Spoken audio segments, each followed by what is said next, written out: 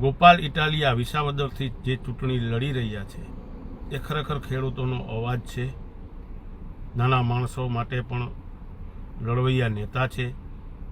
એ બાહોશ છે, નીડર છે, ચારિત્ર્યમાં એના દાગ નથી લાગેલો એવા એ નેતા છે. એ વિધાનસભાની અંદર 156ની સામે આ એક બસ છે. માટે સર્વે જનતાને હું દિલગીરી સાથ નમ્ર અપીલ કરું છું કે આપનો પવિત્ર અને કિંમતી મત ગોપાલ ઇટાલિયાને આપી એકે હજારા છે. વિસાવદરની જનતાને હું નમ્ર અપીલ કરું છું કે આ તક, આ મોકો આપ ન ગુમાવશો. આવી તાનાશાહીની સરકારમાં જો એનો ભાજપ સરકાર કાંઈ બગાડી ન શકતી હોય તો તમે સમજી શકો છો કે એની પાસે હોદ્દો હશે તો એ સરકારને શું કરાવશે એમ. કારણ કે આ એક જ એવી વ્યક્તિ છે. હવે બાકી તો બધાય તમે કહું જે કાંઈ આવે છે રાજકીય, એ બધાય તો પોતાના રોટલા શેકવા આવે છે. સત્ય છે, સત્ય પરેશાન થઈ શકે, પરાજિત નહીં. એટલે વાર લાગે પણ સમય આવે એટલે હવે વિસાવદરની જનતાને માટે એક સારો સમય ગોપાલ ઇટાલિયા લઈને આવી રહ્યો છે. ચૂંટણીનું રણસીંગું ફૂંકાઈ ચૂક્યું છે. વિસાવદર અને કડી વિધાનસભાની પેટા ચૂંટણી છે. તારીખો જાહેર થઈ, ઉમેદવારોએ પોતાના ફોર્મ પણ ભર્યા અને હવે તમામ રાજકીય પાર્ટીના ઉમેદવાર એ મેદાને ઉતરી ચૂક્યા છે. અને ચૂંટણીના રણ મેદાનની અંદર રાજકીય પાર્ટીઓની સાથે સાથે સામાજિક આગેવાનો પણ હવે મેદાને છે. કેમ કે સામાજિક આગેવાનો એ આ પેટા ચૂંટણીની અંદર ઘણો બધો અને ઘણો મોટો ખેલ કરવામાં સક્ષમ હોય છે.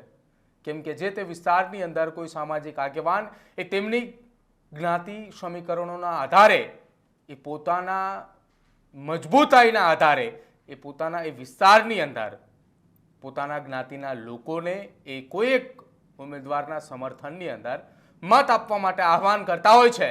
અને હવે વિસાવદરની અંદર ક્ષત્રિય સમાજ પણ મેદાને છે અને જેમને સમર્થન આપવા માટે કહ્યું છે એ જામનગરના ક્ષત્રિય સમાજના કરણી સેનાના પ્રમુખ શક્તિસિંહ જાડેજા છે કે જેઓએ પણ હવે વિસાવદરની અંદર વિસાવદરના ક્ષત્રિય સમાજના લોકોને એક ઉમેદવારને સમર્થન કરવા માટે આહવાન કર્યું. નમસ્કાર, આપ જોઈ રહ્યા છો ન્યૂઝ રૂમ ને આપની સાથે હું છું પ્રદીપ.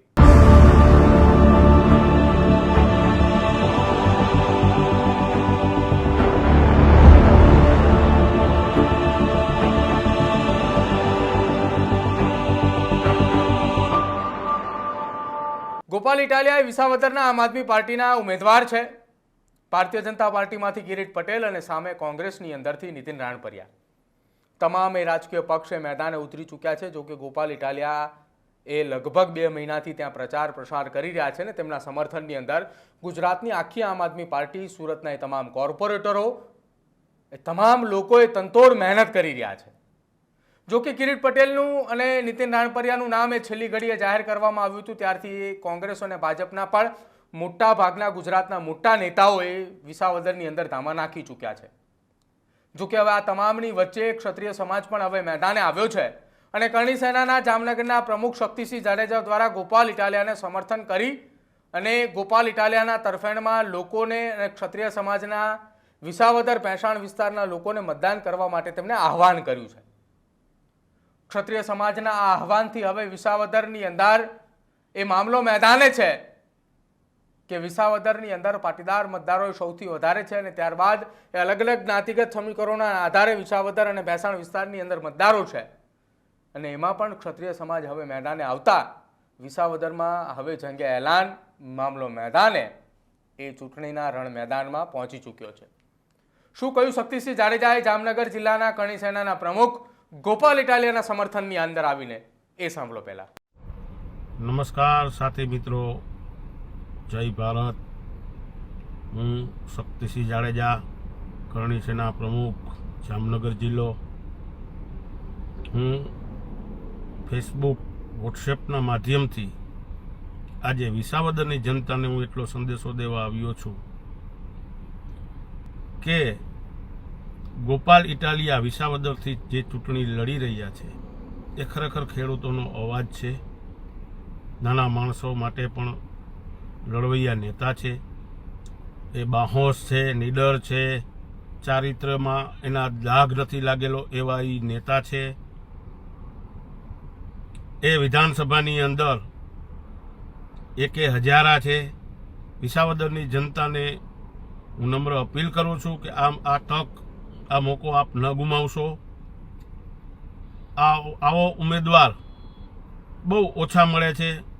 આવી તાનાશાહીની સરકારમાં જો એનો ભાજપ સરકાર કાંઈ બગાડી ન શકતી હોય તો તમે સમજી શકો છો કે એની પાસે હોદ્દો હશે તો એ સરકારને શું કરાવશે એમ.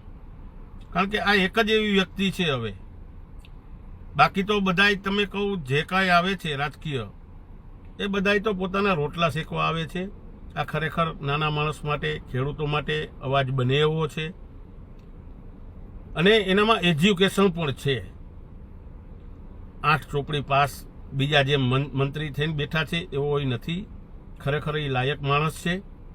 એટલે આવો મોકો વિસાવદરની જનતા ગુમાવશો નહીં. ફરીવાર આવો મોકો આપણને મળશે નહીં. આવો માણસ પણ આપણને નહીં મળે. કારણ કે સત્ય છે, સત્ય પરેશાન થઈ શકે, પરાજિત નહીં. એટલે વાર લાગે પણ સમય આવે. એટલે હવે વિસાવદરની જનતાના માટે એક સારો સમય ગોપાલ ઇટાલિયા લઈને આવી રહ્યો છે. તો હું બધાને વિનંતી કરું છું કે બીજે કોઈ પણ પક્ષમાં ક્યાંય મત આપશો નહીં. ગોપાલ ઇટાલિયાને બહુ જંગી મતીથી જીતાડો. વિસાવદરનો તો વિકાસ કરશે જ, પણ એ એક એવી વ્યક્તિ છે કે વાઘ બચ્ચા 100, 100 બિચારા, સિંહ બચ્ચો 1, એકે હજારા. એ વિધાનસભાની અંદર 156ની સામે આ એક બસ છે. માટે સર્વે જનતાને હું દિલગીરી સાથ નમ્ર અપીલ કરું છું કે આપનો પવિત્ર અને કિંમતી મત ગોપાલ ઇટાલિયાને આપી અને એમને વિજયી બનાવો. આવનારા દિવસોમાં આ તાનાશાહીની સરકાર સામે એક લડવૈયો મજબૂત આપો, જેથી કરીને બીજાની પીડા એ સમજી શકે અને બીજાની મદદરૂપ થઈ શકે એવી વ્યક્તિ છે. એમને આગળ મોકલો પ્લીઝ. જય માતાજી, જય ભારત. તો ગોપાલ ઇટાલિયા આમ આદમી પાર્ટીના ઉમેદવાર છે અને જ્યારથી તેઓએ પોતાનું ચૂંટણીની અંદર તેમનું નામ જાહેર થયું છે ત્યારથી એ ગામે ગામ લોકોની સાથે મુલાકાત કરી રહ્યા છે. અને લગભગ 15 દિવસ પહેલા વિસાવદરની અંદર ગોપાલ ઇટાલિયાના સમર્થનની અંદર એક તરફનો એક જુવાળ જોવા મળતો હતો કે વિસાવદરની અંદર ગોપાલ ઇટાલિયા વન સાઇડ જોવા મળી રહ્યા છે. ગોપાલ ઇટાલિયા એક તરફી વિસાવદરની અંદર જોવા મળી રહ્યા છે. જો કે હવે કોંગ્રેસે પણ પોતાની આખી ફોજ અને આખી સેના ઉતારી છે અને ખાસ કોંગ્રેસે પાટીદાર સમાજના સૌરાષ્ટ્રના મોટા નેતાઓને મેદાને ઉતાર્યા છે, જેમાં પરેશ ધાનાણી, પ્રતાપ દુધાત, લલિત કગથરા, લલિત વસોયા સહિતના આગેવાનો એ નીતિન રાણપરિયાના સમર્થનની અંદર પ્રચાર કરી રહ્યા છે. બીજી તરફ ભારતીય જનતા પાર્ટી તરફથી જયેશ રાદડિયાથી લઈને સૌરાષ્ટ્રના પાટીદાર સમાજના ભારતીય જનતા પાર્ટીના મોટા દિગ્ગજ નેતાઓને ત્યાં જવાબદારી સોંપવામાં આવી છે કે તમારે કિરીટ પટેલને અહીંથી જીતાડવાના છે. જો કે હવે આ તમામની વચ્ચે ક્ષત્રિય સમાજ મેદાને આવ્યો છે અને ક્ષત્રિય સમાજે ગોપાલ ઇટાલિયાના સમર્થનની અંદર મતદાન કરવા માટે અને ગોપાલ ઇટાલિયાને વિધાનસભામાં મોકલવા માટેનું આહવાન કર્યું છે. તમારું શું માનવું છે? ક્ષત્રિય સમાજ એ ગોપાલ ઇટાલિયાના સમર્થનની અંદર આવતાની સાથે જ હવે આવનારા સમયની અંદર શું ભારતીય જનતા પાર્ટી અને કોંગ્રેસે કોઈ નવો ખેલ રચશે કે પછી ગોપાલ ઇટાલિયાના સમર્થનની અંદર ક્ષત્રિય સમાજ આવતાની સાથે જ હવે ભાજપ અને કોંગ્રેસના પન્ના એ કદાચ ટૂંકા પડે? તમારું શું માનવું છે તો ખાસ અમારા કમેન્ટ સેક્શનની અંદર જરૂર જણાવજો. જોતા રહેજો ન્યૂઝરૂમ. નમસ્કાર.